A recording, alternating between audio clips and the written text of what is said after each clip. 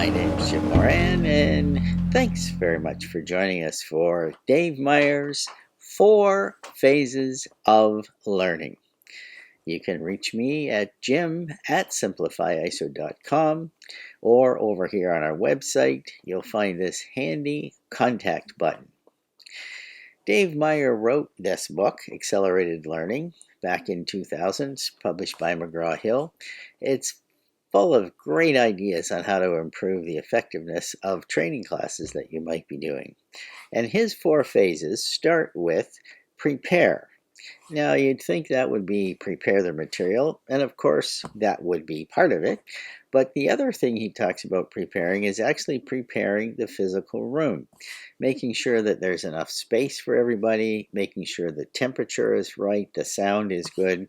And I often try to get people ready for an interesting training event by having music playing when they walk into the room. It often sets people at ease, lets them know that there's something interesting in store. And another important thing to do in the preparation phase when you're preparing people for the training you're about to give them, get some personal objectives from them.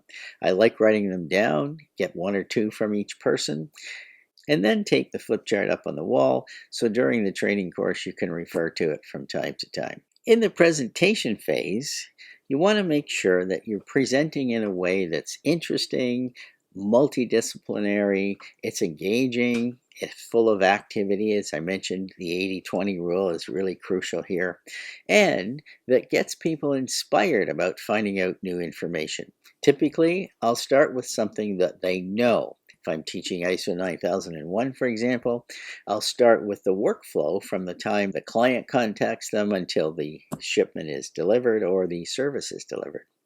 So moving from what they know to something new and expanded certainly helps make the learning more interesting. Phase 3 involves practicing.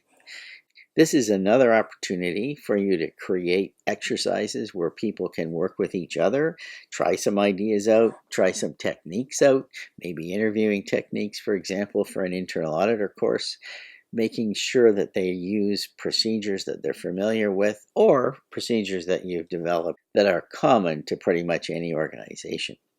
The practice phase gives you a chance to get feedback from them on how well the presentation has gone up to this point.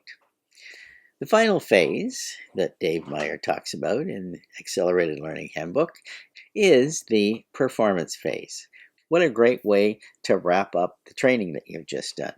So we started with preparing, then we went to the presentation and some practice, and now we're performing.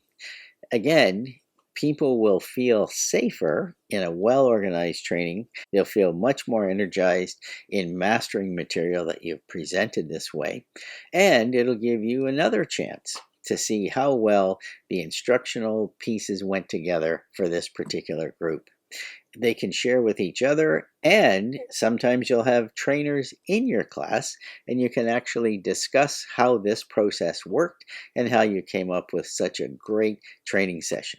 If you'd like to see if our platform could help you with your training activities in terms of organizing training, storing training session material, keeping track of who's taken training and so on, training records, slide on over here to our website, hit this big green button, and we can spend 10 or 15 minutes seeing if it's a fit.